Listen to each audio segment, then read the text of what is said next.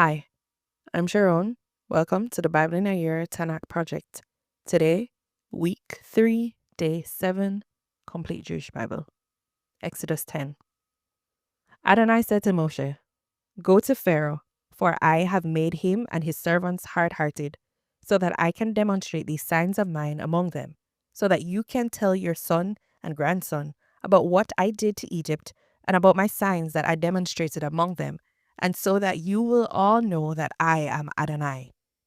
Moshe and Aaron went in to Pharaoh and said to him, "Here's what Adonai, God of the Hebrews, says. How much longer will you refuse to submit to me? Let my people go so that they can worship me. Otherwise, if you refuse to let my people go, tomorrow I will bring locusts into your territory. One won't be able to see the ground, so completely will the locusts cover it. They will eat anything you still have that escaped the hail, including every tree you have growing in the field. They will fill your houses and those of your servants and of all the Egyptians. It will be like nothing your fathers or their fathers have ever seen since the day they were born until today." Then he turned his back and left. Pharaoh's servants said to him, "How much longer must this fellow be a snare for us? Let the people go and worship Adonai their God. Don't you understand yet that Egypt is being destroyed?" So Moshe and Aaron were brought to Pharaoh again, and he said to them, "Go worship Adonai your God. But who exactly is going?" Moshe answered, "We will go with our young and our old, our sons and our daughters, and we will go with our flocks and herds, for we must celebrate a feast to Adonai." Pharaoh said to them, "Adonai will certainly be with you if I let you go with your children. It's clear that you are up to no good, nothing doing. Just the men among you may go and worship Adonai. That's what you want, isn't it?" And they were driven out of Pharaoh's presence. Adonai said to Moshe, "Reach out your hand over the land of Egypt, so that locusts will invade the land and eat every plant that the hail has left."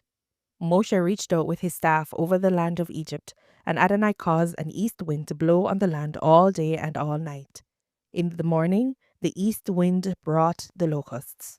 The locusts went up all over the land of Egypt and settled throughout Egypt's territory. It was an invasion more severe than there had ever been before or will ever be again. They completely covered the ground so that the ground looked black. They ate every plant growing from the ground and all the fruit of the trees left by the hail. Not one green thing remained, not a tree and not a plant in the field in all the land of Egypt.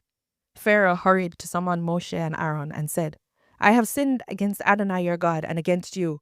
Now, therefore, please forgive my sin just this once and intercede with Adonai your God so that he will at least take away from me this deadly plague." He went out from Pharaoh and interceded with Adonai. Adonai reversed the wind and made it blow very strong from the west. It took up the locusts and drove them into the sea of Suf. Not one locust remained on Egyptian soil, but Adonai made Pharaoh hard-hearted, and he didn't let the people of Israel go. Adonai said to Moshe, "Reach out your hand toward the sky, and there will be darkness over the land of Egypt, darkness so thick it can be felt." Moshe reached out his hand toward the sky, and there was a thick darkness in the entire land of Egypt for 3 days. People couldn't see each other, and no one went anywhere for 3 days, but all the people of Israel had lights in their homes. Pharaoh summoned Moshe and said, "Go, worship Adonai. Only leave your flocks and herds behind. Your children may go with you." Moshe answered, "You must also see to it that we have sacrifices and burnt offerings, so that we can sacrifice to Adonai our God. Our livestock will also go with us. Not a hoof will be left behind, because we must choose some of them to worship Adonai our God, and we don't know which ones we will need to worship Adonai until we get there." But Adonai made Pharaoh hard-hearted, and he would not let them go. Pharaoh said to them, "Get away from me, and you had better not see my face again, because the day you see my face, you will die." Moshe answered, "Well spoken. I will see your face no more." Exodus 11. Adonai said to Moshe, "I'm going to bring still one more plague on Pharaoh and Egypt, and after that he will let you leave here. When he does let you go, he will throw you out completely. Now, Tell the people that every man is to ask his neighbor and every woman her neighbor for gold and silver jewelry. Adonai made the Egyptians favorably disposed toward the people. Moreover, Moshe was regarded by Pharaoh's servants and the people as a very great man in the land of Egypt. Moshe said, "Here is what Adonai says. About midnight I will go out into Egypt, and all the firstborn in the land of Egypt will die, from the firstborn of Pharaoh sitting on his throne to the firstborn of the slave girl at the handmill, and all the firstborn of the livestock. There will be a horrendous wailing throughout all the land of Egypt. There has never been another like it, and there will never be again.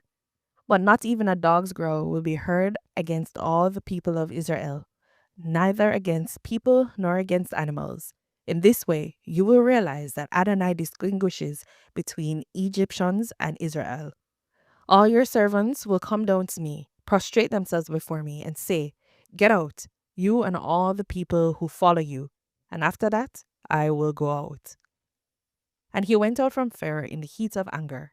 Adonai said to Moshe, "Pharaoh will not listen to you, so that still more of my wonders will be shown in the land of Egypt." Moshe and Aaron did all these wonders before Pharaoh, but Adonai had made Pharaoh hard-hearted, and he didn't let the people of Israel leave his land. Exodus 12. Adonai spoke to Moshe and Aaron in the land of Egypt. He said, "You are to begin your calendar with this month. It will be the first month of the year for you. Speak to all the assembly of Israel and say, 'On the 10th day of this month, each man is to take a lamb or a kid for his family, one per household.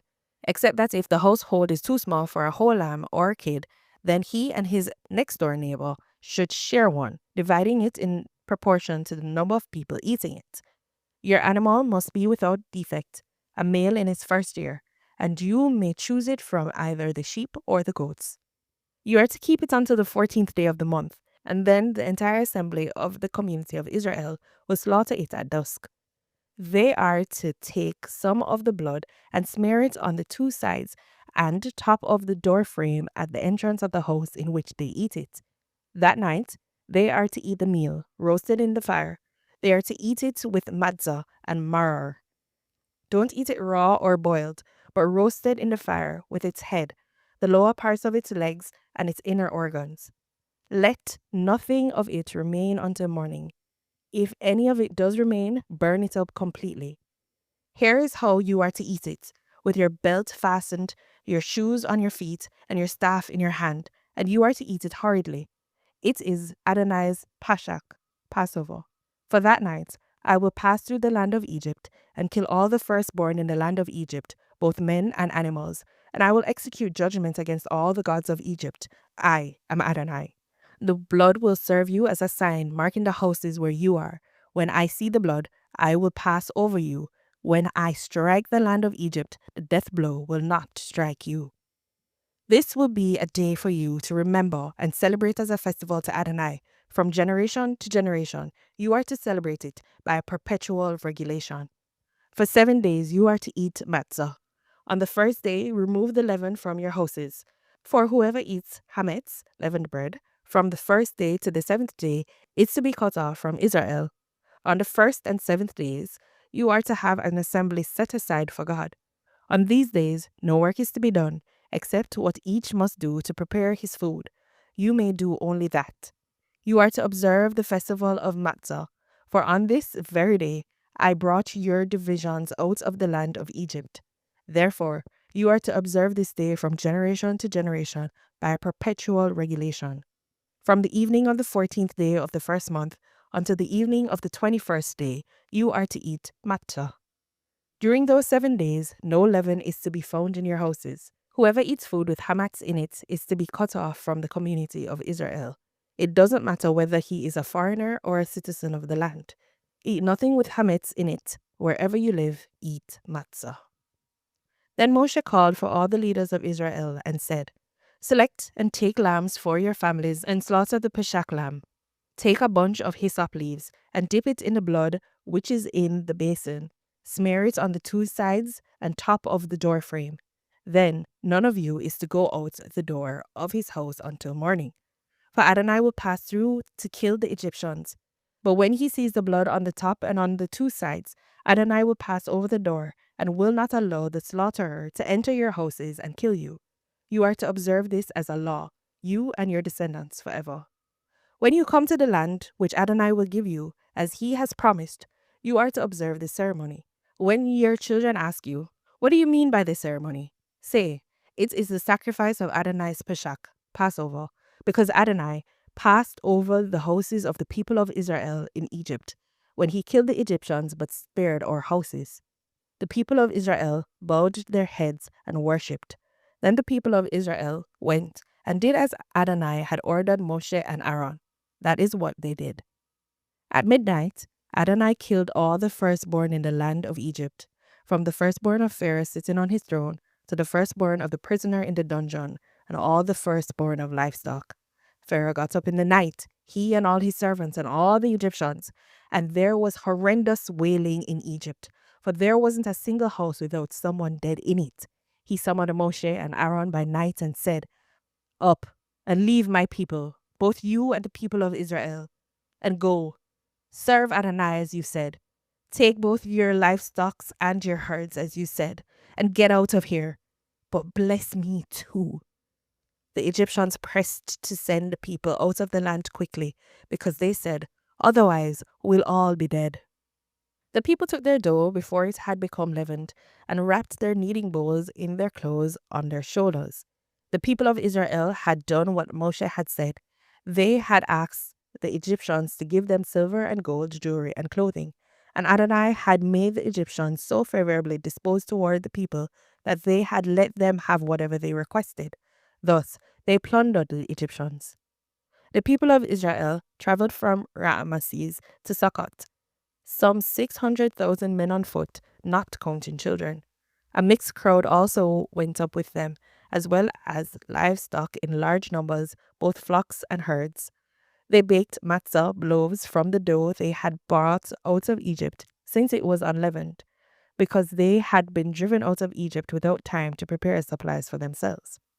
The time the people of Israel lived in Egypt was 430 years. At the end of 430 years, to the day, all the divisions of Adonai left the land of Egypt. This was the night when Adonai kept vigil to bring them out of the land of Egypt. And this same night continues to be a night when Adonai keeps vigil for all the people of Israel through all their generations. Adonai said to Moshe and Aaron, "This is the regulation for the Pashak lamb. No foreigner is to eat it. But if anyone has a slave he bought for money, when you have circumcised him, he may eat it. Neither a traveler nor a hired servant may eat it. It is to be eaten in one house. You are not to take any of the meat outside the house, and you are not to break any of its bones.